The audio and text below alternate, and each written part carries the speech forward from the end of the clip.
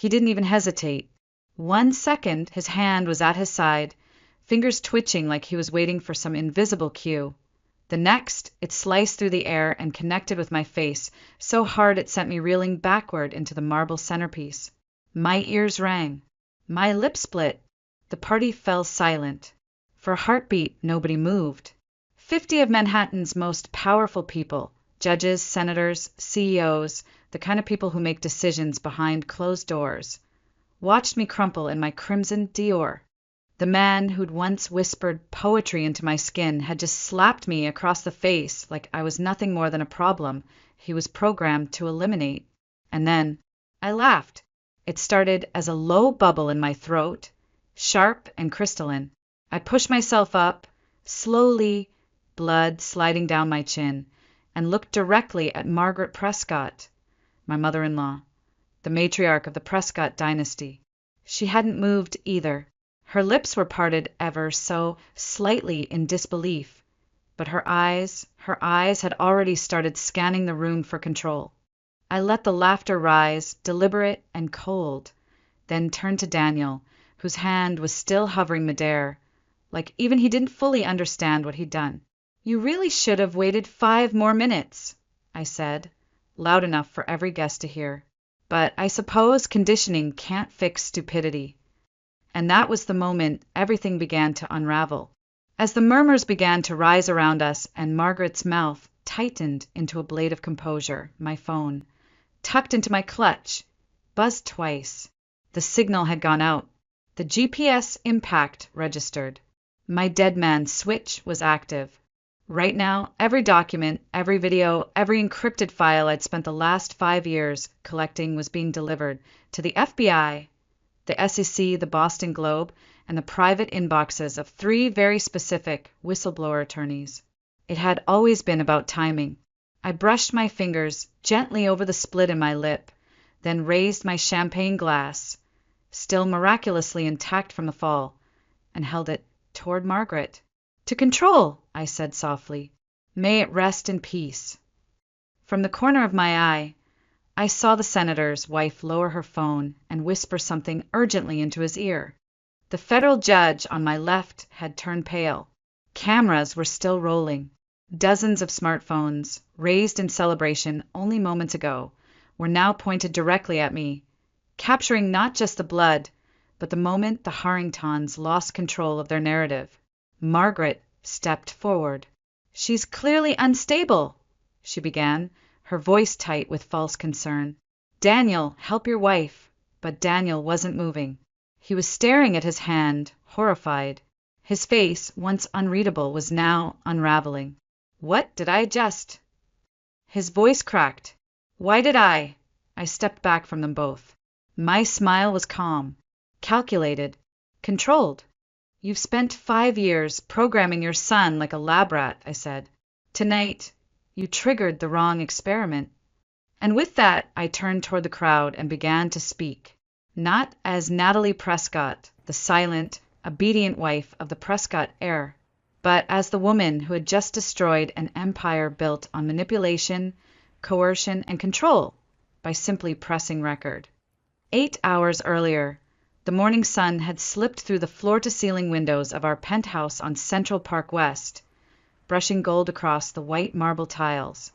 I sat in silence at the edge of our bed, my laptop balanced on my knees, fingers hovering over the trackpad. The document glowing on the screen wasn't from my law firm.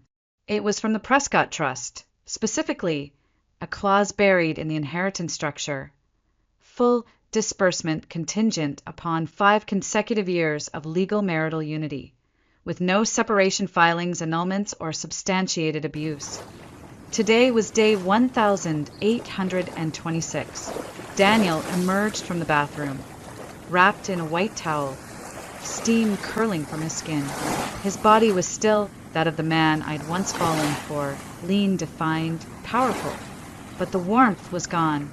His eyes, once full of curiosity and empathy, now stared through me like I was furniture. His voice was smooth, devoid of life. "Happy birthday, Natalie," he said, bending to kiss my cheek. His lips were cold despite the hot shower. "Mom's excited about tonight." I'm sure she is. I didn't flinch.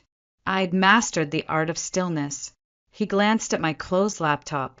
Working, even today. I smiled faintly. The Littman arbitration never sleeps. He nodded, already accepting that excuse. The Daniel I married would have teased me. Would have said something ridiculous like, "You're a legal goddess." The courthouse should declare today a holiday.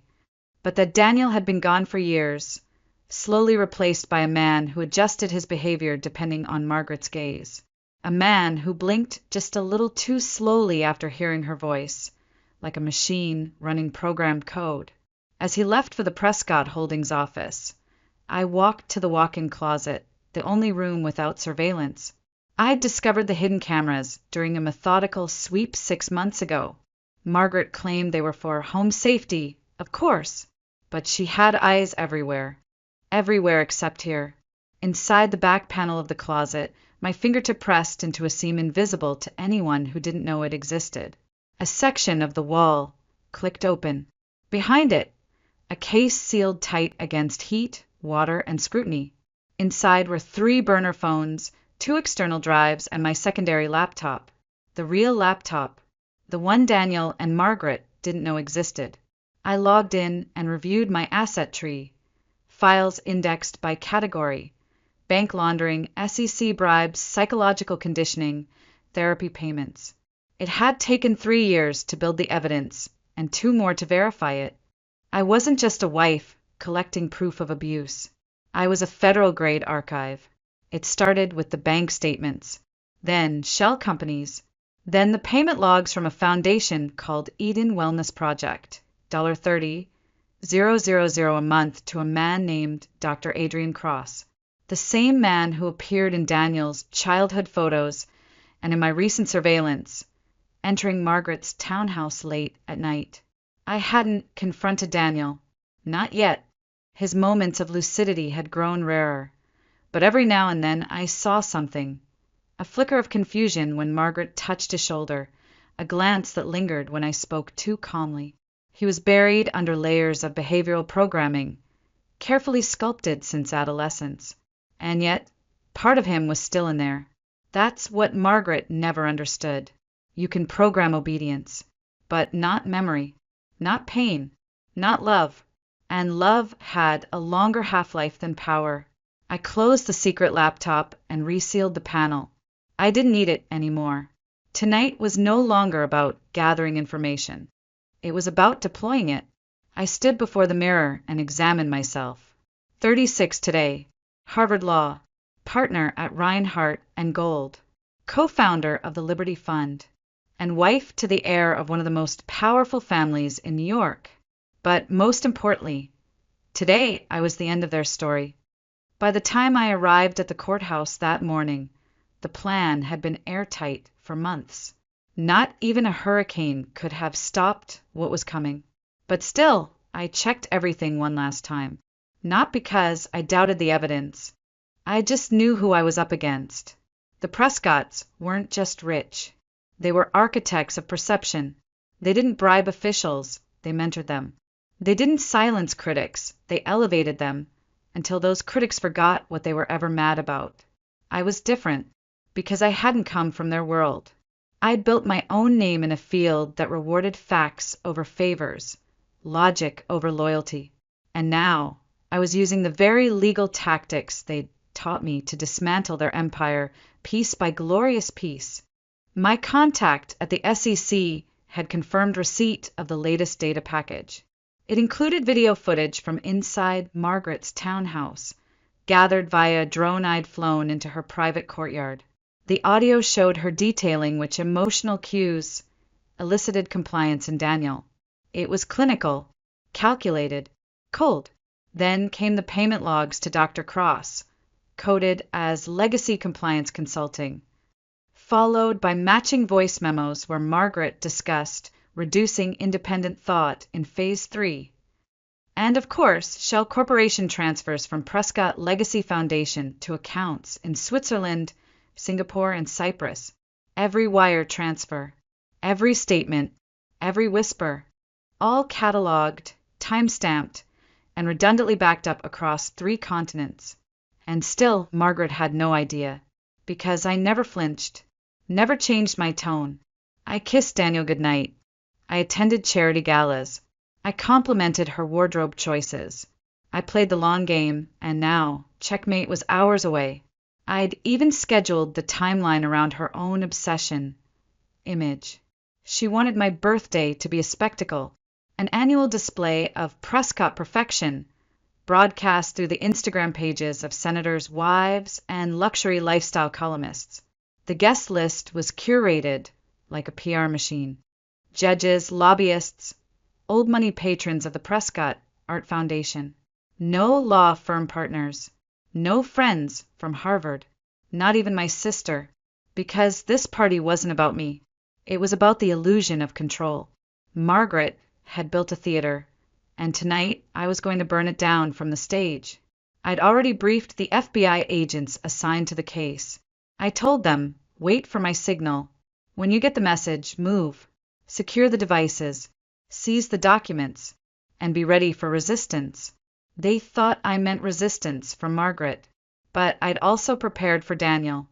That's why I embedded a second fail-safe.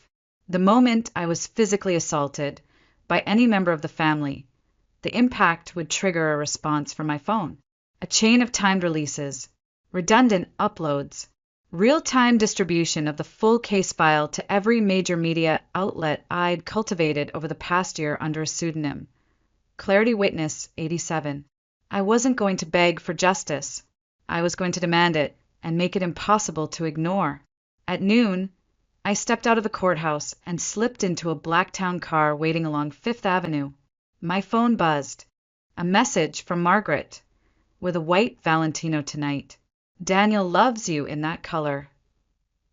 I smiled as I typed my response. Of course. Thank you for always thinking of me. Then I dropped the phone into my bag, zipped it shut, and unwrapped the crimson Dior gown I'd hidden inside a garment bag for this exact occasion. She'd built a stage. I'd built a verdict. And tonight, the curtain was going to fall. The Langston Grand shimmered in the early evening light, its rooftop garden suspended above Manhattan like a crown made of steel and glass. From a distance, it looked ethereal. Chandeliers floating in the open air, orchids cascading across marble tables, strings of lights blinking like fireflies in a city that never truly went dark. It was beautiful, coldly perfect, just like Margaret Prescott had intended. Our town car pulled into the private entrance, and a doorman bowed so low I could see the sweat beating at his temple. "Mrs. Prescott," he said, voice reverent, "Mrs. Margaret has been awaiting your arrival." I stepped out, heels clicking against the stone, the crimson Dior hugging my frame like silk armor. Daniel followed beside me, mechanically offering his arm. He hadn't said a word during the drive. Every few minutes, he checked his watch like he was waiting for a countdown. And in a way, he just didn't know what for. The elevator to the rooftop was lined in polished walnut and gold, reflecting our distorted images back at us. I glanced at my husband's reflection, handsome, tailored hollow. Once, I would have reached for his hand in moments like this. But now I merely studied him, like a surgeon memorizing the anatomy of a dying patient. When the doors opened, the party unfolded like a scene from a lifestyle magazine.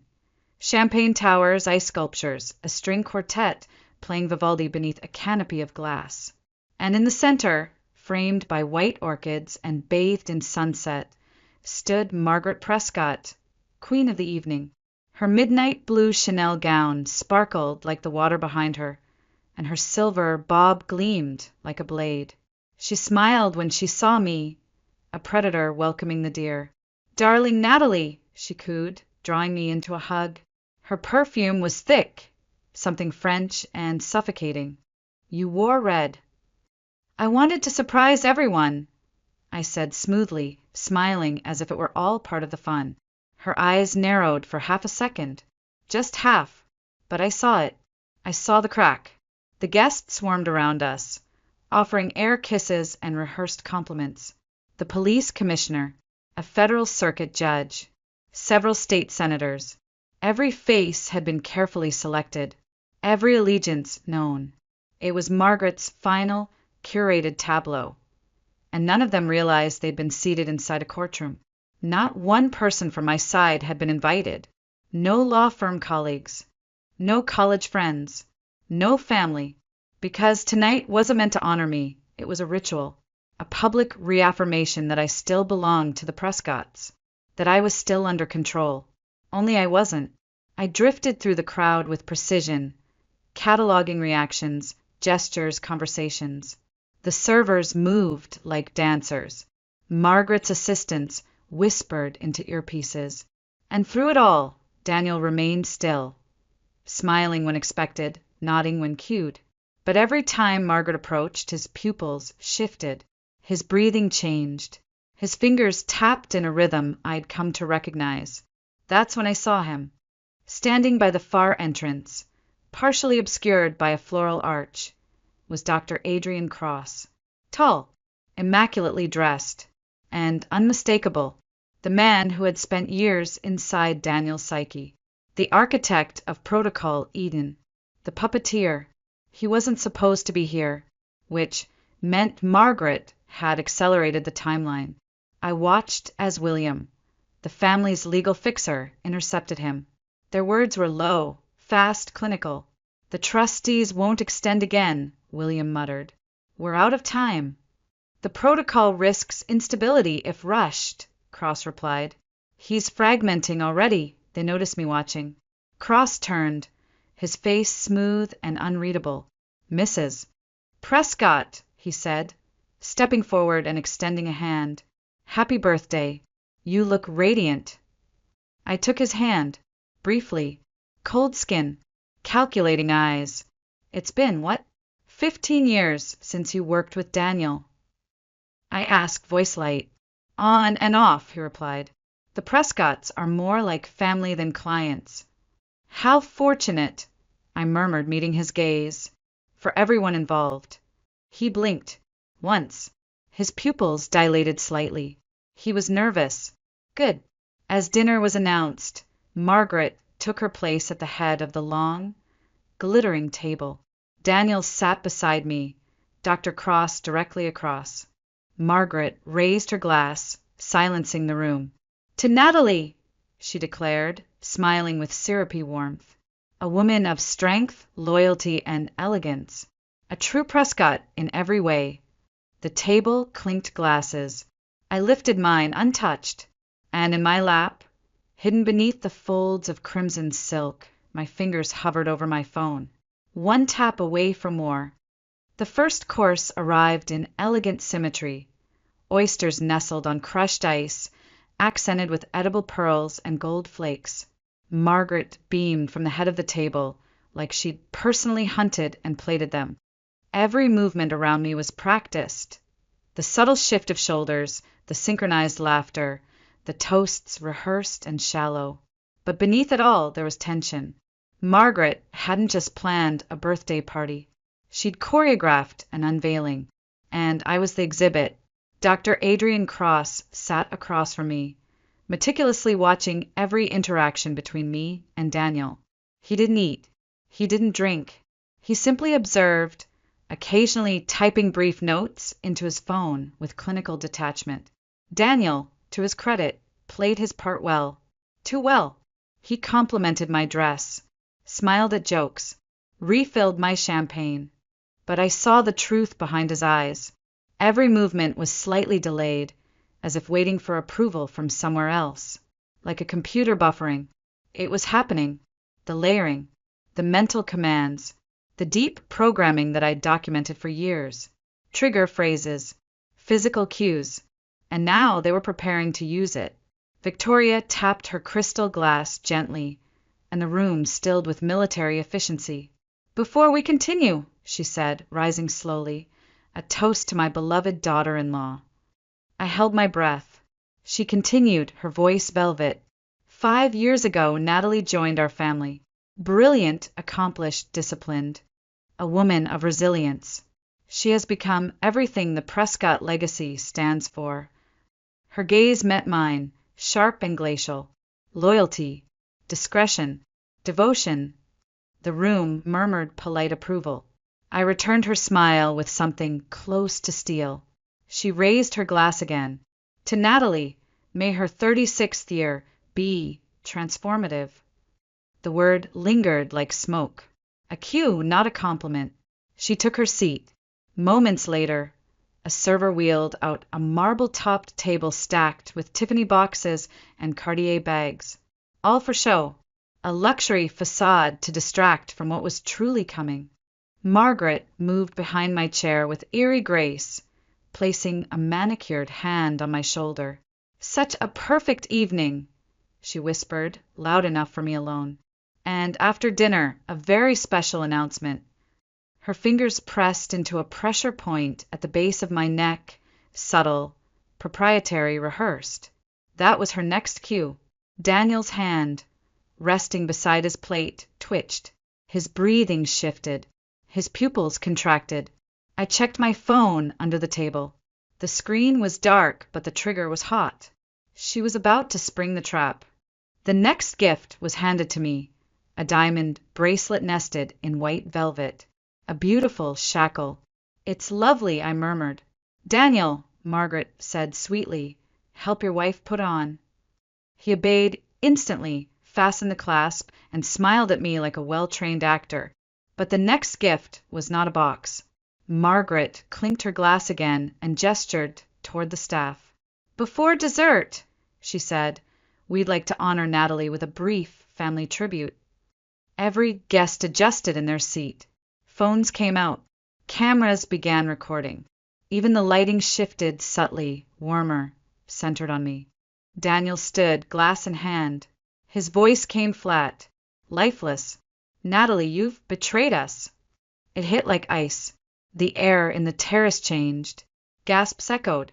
Even Dr. Cross looked up. "We know about the investigation," Daniel continued. "About the files. The contacts with the SEC. Margaret watched him proudly, like a mother admiring her puppet's first recital. And then, without warning, Daniel's arm moved. Fast, violent. The slap cracked across my face like a thunderclap. I stumbled sideways, colliding with the table. Blood bloomed across my lip. My champagne flute shattered at my feet.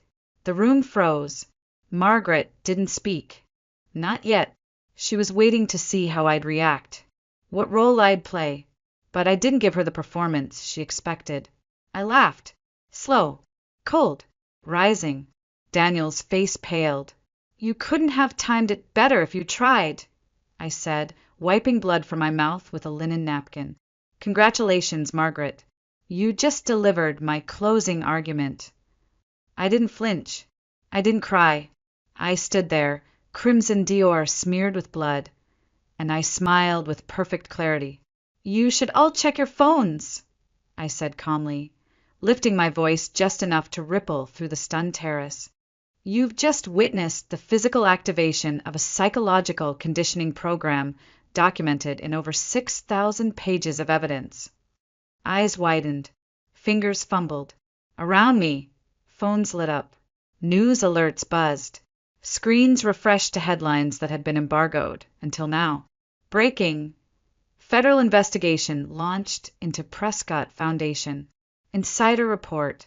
Mental conditioning program used on air. Exclusive. Billions in charity funds laundered abroad. Margaret's mask finally cracked. You provoked this," she hissed. "You engineered this moment." "I didn't have to," I said, brushing a smear of blood from my cheek.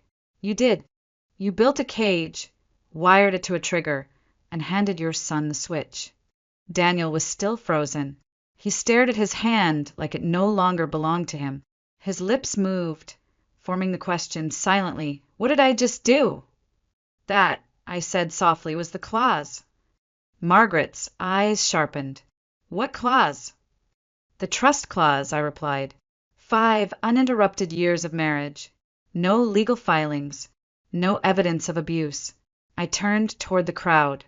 Until tonight. Murmurs erupted. Whispers became ripples. The judge's hand trembled as he set down his fork. The senator checked his watch. A university dean took a step back. Daniel finally spoke. I didn't mean to hit her. I don't even know why. He looked up, pain contorting his features. Natalie, I swear I didn't. I know, I said gently. And that's exactly the problem.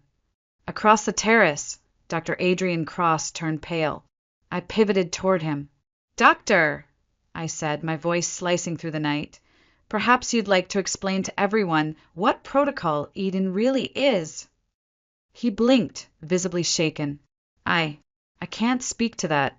Patient confidentiality isn't going to shield you from the FBI, I said. They're listening. Right now. As if on cue, two men in suits stepped from the far elevator. Agent Rivera and Agent Holt. Calm, efficient, determined. They didn't need to say a word. The mere presence of federal authority sent a shudder through the room. Margaret turned toward William, the family's fixer. Do something, she hissed. But William was already inching away from her, calculating his exit strategy. I'd spoken to him weeks ago. I knew where his loyalties ended. You can't possibly, Margaret tried, her voice breaking. I can, I said.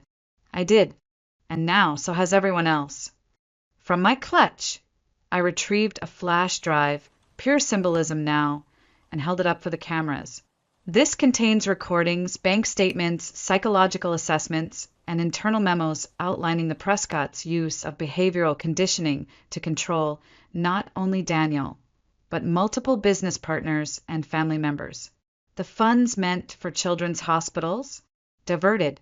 The foundation scholarships, fake. The therapy, manipulation. Every dollar, every lie. It's all here. A dozen phones were already streaming live. The story was out. The power structure cracked. You think this will ruin me? Margaret said. You forget who I am. No, Iraplia. You forgot who I am. Daniel looked at me, pain in his eyes. You knew all this time? For 3 years, I said. And I didn't run because I still believed part of you was real. He covered his face with his hands, the programming visibly unraveling. And in that moment, for the first time in years, I saw my husband, not the puppet, not the heir, but the man I once knew, shattered and awakening. The empire was falling, and I was still standing. Sirens echoed faintly from the avenues below, growing louder as the FBI agents fanned out across the terrace. Agent Rivera approached Margaret with clinical calm, presenting a sealed warrant. Mrs. Prescott, he said, we are authorized to seize all electronic devices, documentation, and financial records in your possession. Margaret snatched the paper, scanning it desperately for an escape clause. There wasn't one. Her fingers trembled as the page curled slightly in the evening breeze. She turned to William, the fixer who'd once defended her legacy at all costs. But he had already stepped away, his phone to his ear, his expression unreadable. Survival instinct activated. This is absurd, she muttered. A family matter being twisted into a federal case. I finished for her, my voice unwavering. And soon a public trial. The chaos unfolded beautifully. Servers froze with silver trays in their hands. Guests scrambled to the edges of the rooftop, distancing themselves from the implosion. Phones buzzed with breaking alerts, each more damning than the last. Daniel had slumped into a chair near the end of the table, his elbows on his knees, hands gripping his hair. The cracks in his conditioning were now chasms. For the first time in years, he looked lost. I approached slowly, kneeling just outside his reach. Daniel, I said softly, the response you gave tonight wasn't yours. It was designed, engineered, installed. His voice broke. I hit you. You were programmed to react to her voice, to her words. She's been pulling your strings since you were a child. He shook his head, like trying to rattle the memories loose. The lake house, the study, the migraines when I refused to cooperate, the lessons I didn't choose. Oh God, You're not the only one, I said gently, but you're the only one who still has a choice. Across the terrace, Dr. Cross was now seated with Agent Holt, his clinical detachment evaporating. I caught fragments of his voice. I didn't know how far she'd take it. I was just following protocols. I didn't authorize the sedatives, his self-preservation finally eclipsing loyalty. Margaret, meanwhile, was surrounded. Her power now meant nothing. The fear she once commanded had dissolved under the weight of truth. Her mask cracked, finally irreversibly. She looked small, mortal. I turned back to Daniel. You asked me once, I said, if any of it was real. The answer is yes. In the beginning it was. His eyes found mine. Clearer now. Sadder. Then why didn't you leave sooner? Because I saw the man you used to be, I whispered. And I thought maybe, just maybe, I could bring him back. Around us, the rooftop was transforming into a crime scene. Margaret was escorted away in handcuffs. The chandeliers no longer shimmered. They swung slightly in the wind, catching no light. The perfect illusion had shattered. 6 months later, I sat at the back of a federal courtroom in downtown Manhattan, watching as Margaret Prescott, once the matriarch of Manhattan's most powerful family, entered in an orange jumpsuit and chains. The woman who had controlled entire industries with a whisper now stood before a judge, awaiting sentencing. Her legal team had collapsed. William had turned state's witness. Dr. Cross had testified in exchange for partial immunity. The documents I'd collected had been expanded by forensic analysts. The full scope of the Prescott corruption stunned even the prosecutors. The sentence, 28 years in federal prison for fraud, racketeering, conspiracy, and psychological abuse. I didn't cheer. I didn't smile. I simply breathed, because this wasn't just revenge. It was reclamation. I'd resigned from my firm the week after the rooftop incident. I couldn't defend corporations anymore. Not after what I'd seen. Not after what I'd survived. Instead, I founded the Cognitive Liberty Legal Foundation, dedicated to protecting those manipulated through coercion, gaslighting, and mental control. Our first clients were former Prescott employees. Then came others, victims of families, victims of spouses, victims of systems. Daniel never returned to Prescott Holdings. He entered treatment quietly under a different name. He sent me one letter. No apologies, no pleas, just a sentence. I'm trying to figure out who I am without her voice in my head. I never replied, but I think about that line sometimes, especially when I stand before survivors, when I teach young lawyers how to recognize psychological abuse hidden in legal systems. Because justice isn't always about punishment. Sometimes the most powerful verdict is finally hearing your own voice again.